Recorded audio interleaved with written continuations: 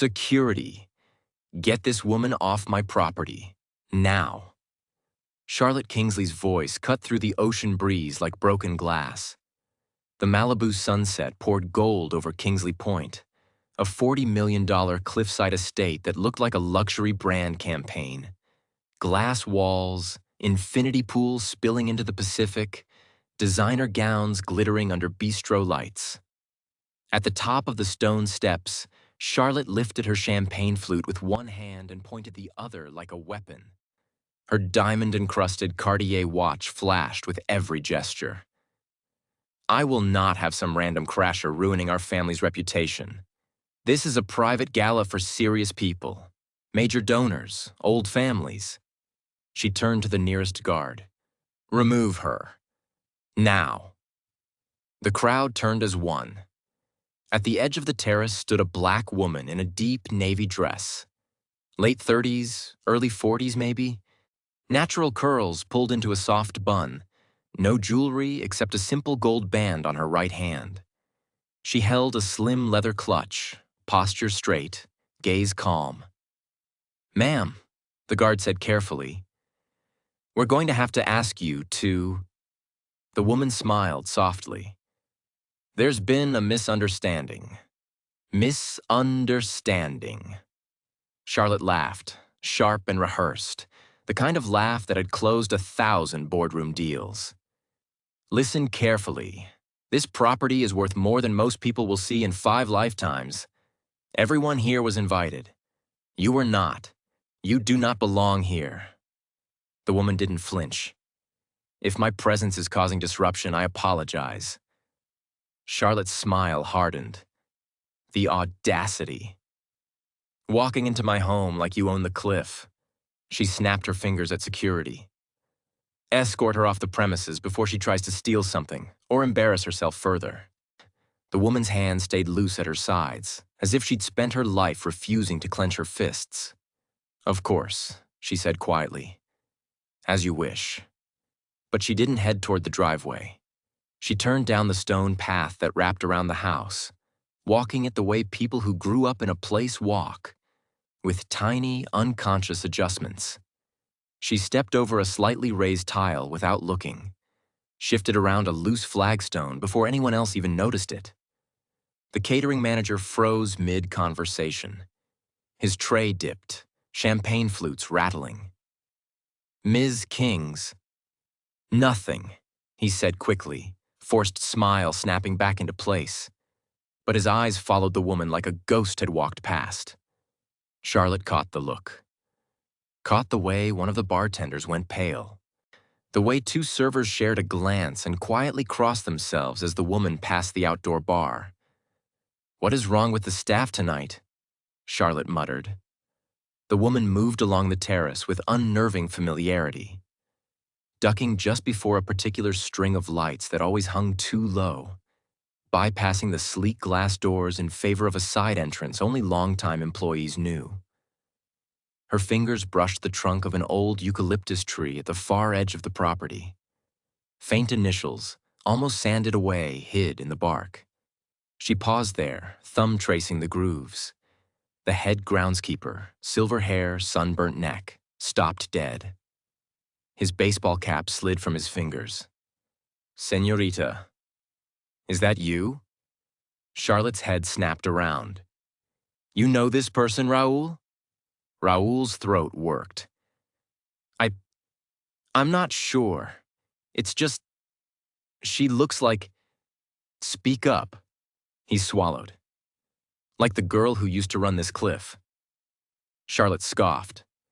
We bought this property from a hedge fund, not some sob story family. The woman turned, a small, sad smile touching her face. Good to see you, Raoul. You kept the trees alive. His eyes shone. Your father would be proud, señorita. Charlotte stepped between them, voice icy. I don't know what kind of scam you're trying to pull, but this conversation is over. Raoul, back to work, now. He flinched. Yes, Ms. Kingsley. But the strange current was spreading. The head butler paused at the French doors, staring. Two housekeepers whispered furiously behind an outdoor bar, glancing at the woman, then at Charlotte, then back again. Servers moved like they were carrying explosives instead of canapes. "Why is everyone acting like they've seen a ghost?" Charlotte hissed. The wedding planner, perfect blowout, clipboard hugged to her chest, approached nervously. "Ms. Kingsley, we start the program in 45 minutes. Maybe we should—" "We are not starting anything until this situation is resolved," Charlotte snapped. "Our donors did not come here to share space with trespassers." Down by the glass railing overlooking the Pacific, the woman paused at a small circular fountain built into the stone. Its plaque was gone, but 4 empty screw holes remained. Her hand hovered over the blank space like it remembered the missing nameplate. The wind off the ocean picked up. Somewhere below, waves slammed the rocks. The storm is coming, and the quiet woman in navy stood at its center. "This is done." Charlotte stormed across the terrace, heels striking the stone like a metronome for disaster. "Security. I want her physically removed. Right. Now." 2 guards approached, slower than Charlotte liked. "Ma'am," the taller one said, "we really do need you to—" "Of course." The woman rose from the stone bench gracefully, as though standing in court instead of on a terrace. Charlotte raised her voice just enough to float across the crowd. "I refuse to let strangers wander onto our property, harassing our staff and pretending to belong here. The entitlement." Clustered guests turned like sunflowers.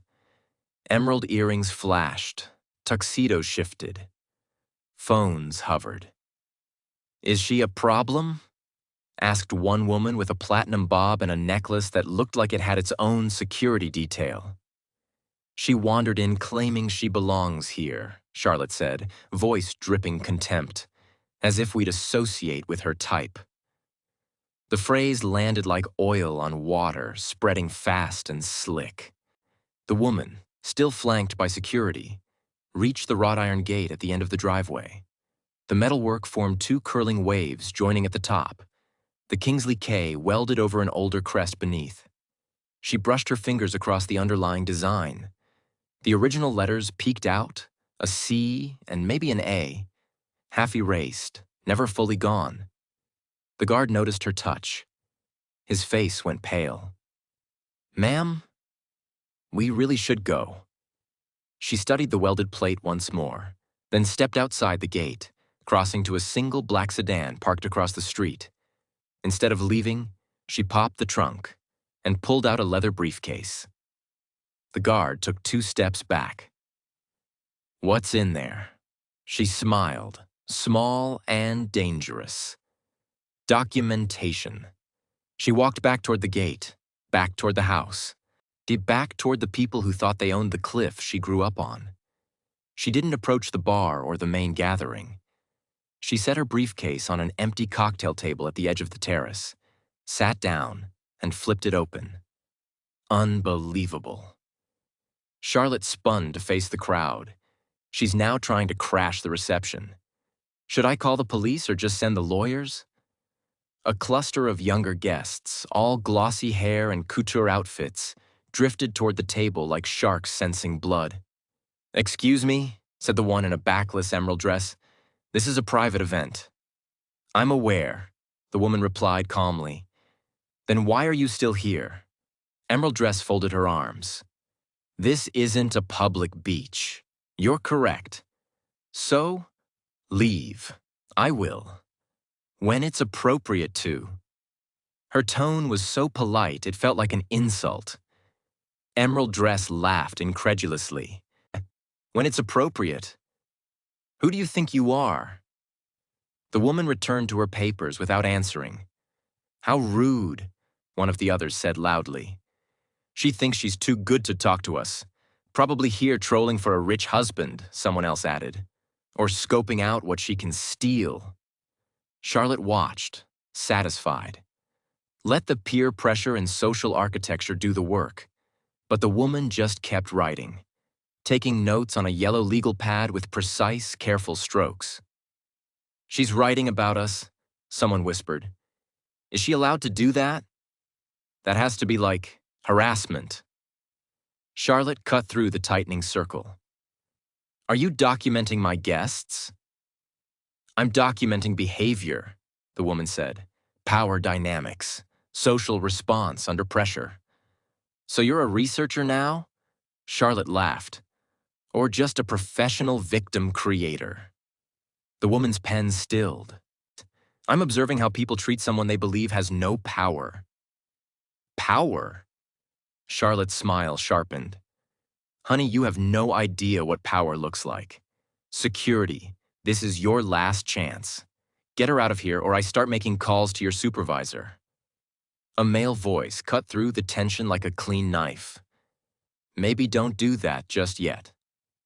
A tall Latino man wove through the crowd, tie loosened, invitation still tucked in his jacket pocket. The kind of man who carried himself like he'd walked into 100 chaotic rooms and left all of them calmer, or in handcuffs. Detective Marco Ruiz, LAPD Organized Crime. Charlotte brightened. Marco, perfect timing. We have a trespasser. I want her arrested. Marco's eyes found the woman at the table. He stopped mid-step. Oh, hell. You know this woman? Charlotte demanded. Marco cleared his throat, awareness flicking between the woman, the crowd, and his own internal risk assessment. Yeah, he said slowly. I know her. Well? Emerald dress pressed. Is she a criminal? Marco looked at the woman. She gave the smallest shake of her head. He nodded once, decision made. She's someone you don't want to mess with. Charlotte rolled her eyes. Marco, please. She's just some woman who wandered in. She refused to leave. We all heard security. Do your job. Can't arrest someone for sitting quietly with paperwork, he said. Not yet, anyway. Not yet? Emerald Dress repeated nervously. Marco turned to Charlotte. Ms. Kingsley, mind if I run a quick check on the property records? Just due diligence, for everyone's risk mitigation. Risk mitigation? Charlotte echoed. This is my house. You're sure? Of course I'm sure. Marco pulled out his phone. On 47 Pelican Crest Drive, Malibu. He murmured it into a county search portal. The crowd edged closer. His brows rose. Huh. What do you mean? Huh. Charlotte's patience was fraying. That's not a legal term. According to LA County records, he said carefully, this cliffside parcel was originally purchased in 1978 by a Franklin Carter, transferred to a family trust in 1999. Current listed owner, Dr. Naomi Carter, trustee. All eyes swung to the woman at the table. She finally looked up. Good evening. That's impossible, Charlotte snapped. The Kingsley family has owned this estate for 12 years. Marco scrolled. County records show no valid sale recorded to any Kingsley entity. Just continued property tax payments from the Carter Trust. For how long? Someone asked. Marco's jaw tightened. Since before you moved in. Naomi slid a manila folder out of her briefcase and laid a thick stack of documents on the table. Deeds, tax receipts, trust paperwork, certified letters, property purchase, inheritance transfers, tax compliance. She tapped them lightly. All documented. They're fake, Charlotte said immediately. They have to be. Elaborate forgeries. Do you have your own deed? Marco asked. Something with a recording stamp? Charlotte's mouth opened. Closed. It's in the safe somewhere. Then perhaps, Naomi said, you should retrieve it. The head groundskeeper stepped forward, hat twisting in his hands. Ms. Kingsley. With respect. Not now, Raoul. He swallowed. She's telling the truth. The crowd stilled. Raoul looked at Naomi like a man looking at the past through a keyhole. Her family built this place. Before the glass. Before the infinity pool. Now, they poured the foundation in '79. Her father hired my father. The old eucalyptus, the first retaining wall, his initials are still under the stone if you look. Charlotte rounded on him. You're fired. Actually, Naomi said, Raoul works for me. I've been paying his salary through the estate management company for the last decade. Another ripple of shock. Marco checked his phone again, lips tightening. Confirmed. Carter Trust has been covering property taxes, groundskeeping invoices, utilities on common systems, basically all the invisible costs. Charlotte looked like someone had yanked the ocean away and left her standing on dry rocks. This is extortion, she spat. A coordinated scam. You researched our family, our event. You showed up with fake documents to embarrass us in front of our network. Classic reputational blackmail. Some of the guests straightened. That narrative made sense to them. It fit their internal risk models. Exactly, said Harrison Lowe, a venture capitalist whose firm had quietly been investigated twice. She wants leverage. She probably bribed someone at the county records office, spun this story from old data. If she really owned it, Emerald Dress said, she'd show up with security, lawyers, a fleet of black SUVs. Not that dress. They all looked Naomi up and down. The simple navy dress, low heels, no diamonds, no obvious brand. Real wealth doesn't have to cosplay power, Margaret, Charlotte's oldest friend said with a smirk. It doesn't show up desperate. Charlotte circled Naomi's table like a hawk. Where's your roles? Your bodyguards? Your PR team? You want us to believe you own a $40 million asset and you drove up alone in a mid-range sedan?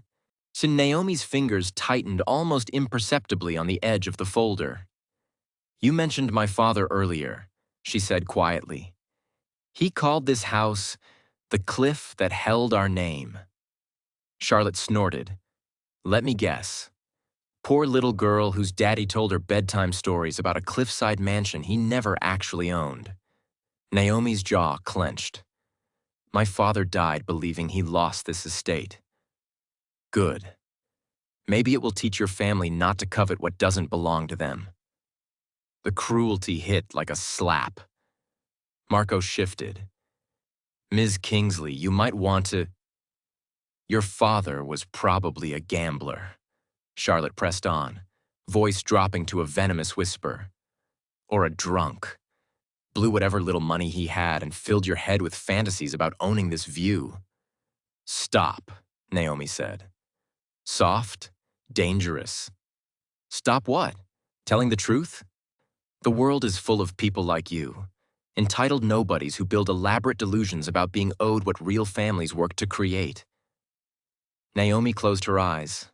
She remembered her father's voice on the phone 20 years ago, cracking as he told her about the letter claiming the cliff had been sold to cover undisclosed estate debt. The way he'd blamed himself. The way he died 3 years later without ever seeing the ocean from this terrace again.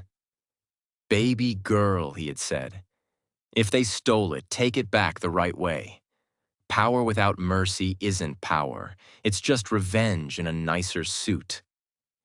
When Naomi opened her eyes again, the grief was still there, but it had moved behind something harder, colder, judicial.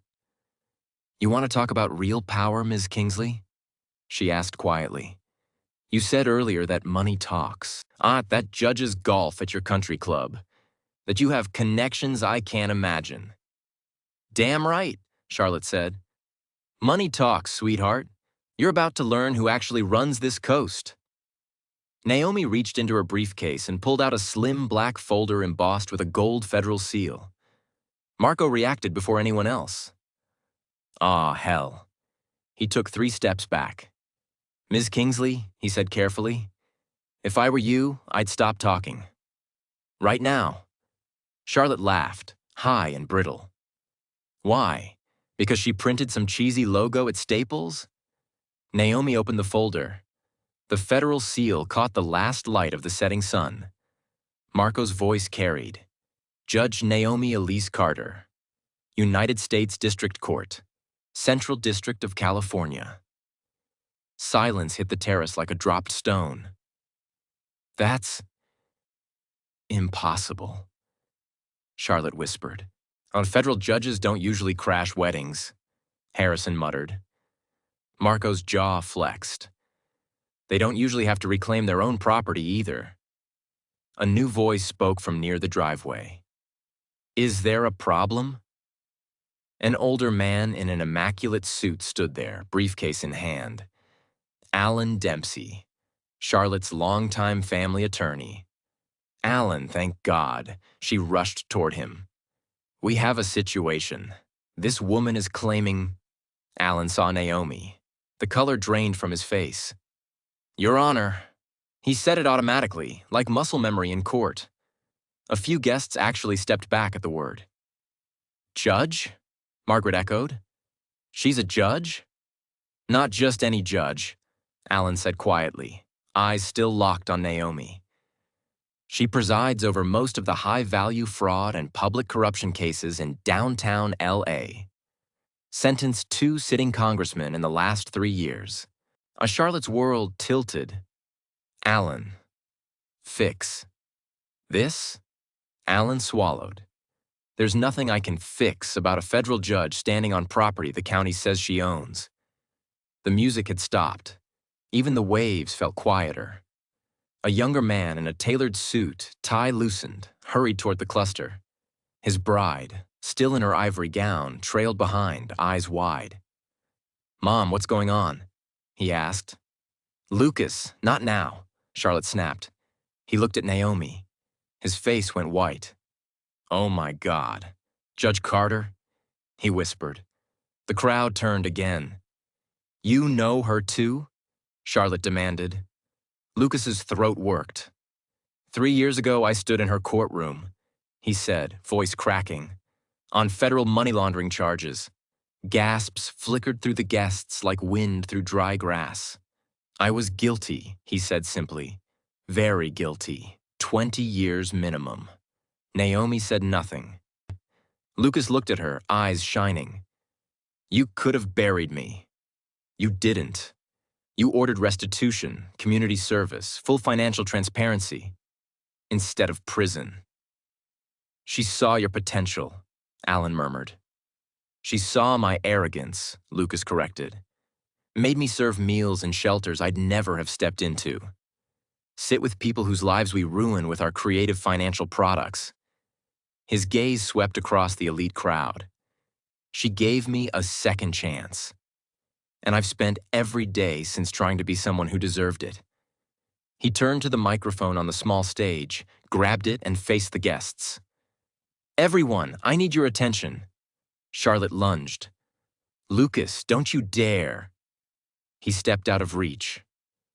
3 years ago, he said into the mic, I was a criminal in a tailored suit. Today you're drinking champagne on a cliff my family has been illegally occupying. Uneasy whispers rippled. Judge Carter has the power to destroy us, Lucas continued. Tax evasion, mail fraud, wire fraud, environmental violations, 20 years minimum for all of us. Alan didn't contradict him, and for the last hour, my mother has been publicly humiliating her. On her own property. Charlotte sank into a chair, hands shaking. Lucas turned back to Naomi. Your Honor, I don't know why you came tonight, but I'm grateful you did. You saved my life once. At least let me thank you properly. He held out the microphone. Would you like to say something? Naomi took it. The terrace went still. Thank you, Mr. Kingsley, she said. Her voice carried without effort. She didn't raise it. She didn't need to. I came tonight to reclaim a legacy asset. She continued. A piece of land my family purchased, developed, and stewarded for decades before a fraudulent letter tried to erase our name from this cliff. She glanced toward the ocean. But I also came because I was curious. To observe how power behaves when it believes no one is watching. To study the operating model of entitlement. Her gaze went to Charlotte. What I saw was cruel, efficient, yes, on brand, absolutely, but cruel. Charlotte couldn't meet her eyes. Mrs. Kingsley, Naomi said, you and your husband have been living on my property for 12 years, without a valid lease, without title, without paying a dime in rent. That is not a misunderstanding. That is a pattern. Charlotte's voice came out as a rasp. Are you going to send us to prison? I could, Naomi said simply. The documentation in this folder would justify multiple indictments. And the videos your photographer captured would make excellent trial exhibits. The photographer froze, DSLR halfway to his chest. I backed them up to the cloud, Your Honor, he blurted. Good, Naomi said. Retain them. Do not delete anything. Marco? Already recording the chain of custody, Marco said. The crowd's anxiety spiked. But, Naomi continued, 3 years ago your son stood in my courtroom. Arrogant, entitled. Certain wealth would shield him from consequences. She looked at Lucas. Today he stood in front of his entire network and admitted guilt. Named his privilege. Acknowledged the people harmed by his choices. Her gaze returned to the crowd. That matters. Power without accountability is just corruption. Power with accountability can become justice. She exhaled. No, so here's what we're going to do. The terrace held its breath. I am not going to seize this property tonight, she said. I am not going to have anyone led away in handcuffs in front of your bride. I am, instead, going to give you a conditional path forward. Alan straightened like someone had just thrown him a life raft.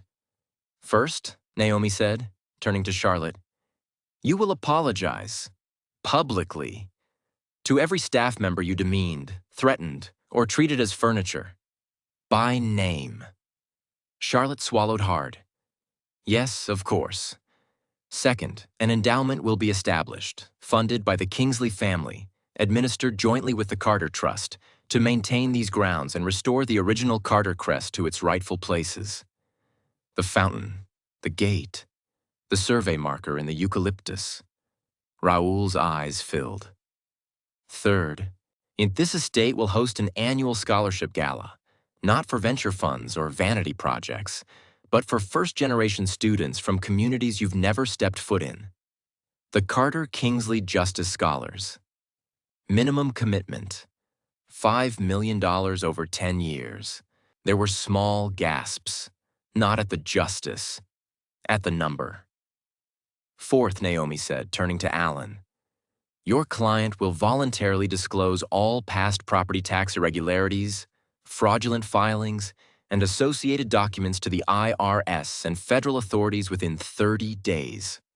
Full cooperation will not erase consequences, but it will improve your negotiating position. Alan nodded quickly. Understood, Your Honor. Finally, Naomi said, and this is not negotiable. You will never again weaponize status against someone you assume is beneath you. Not the valet, not the bartender, not the woman who doesn't fit your dress code. She let the silence stretch. Some people command a room by shouting and pointing, others by simply standing and letting the truth sit where it lands. Naomi closed the black folder and handed it back into her briefcase. Mrs. Kingsley, she said, today you learned what real power looks like. Not the kind that flexes on waiters, the kind that can ruin you, and chooses not to. Charlotte finally found her voice. Why? She whispered. Why show mercy? Naomi looked past her, toward the water. Because someone showed mercy to your son, she said.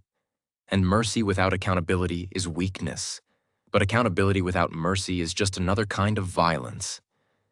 She turned to go. Marco stepped aside automatically, like a junior officer yielding to a general. Raoul took off his cap as she passed. Your father would be proud, Judge, he said softly. Naomi smiled, small and real. We'll see. She walked down the stone path, feet remembering every rise, every crack, every echo of a childhood stolen and reclaimed. Behind her, a billionaire family began the most humiliating internal audit of their lives. Out on the terrace, guests stared at one another, at their phones, at their reflections in the glass walls of a house they no longer believed was invincible. Later, the video would circulate. The judge, the cliff, the reversal. But for now, the night held one simple question, hanging over the Pacific like marine fog. When you finally get real power, do you use it to crush people or to change them? Tell me in the comments which one you choose. And if you want more stories where justice shows up in places it doesn't belong, you know what to do. Hit subscribe and stay with the narrative.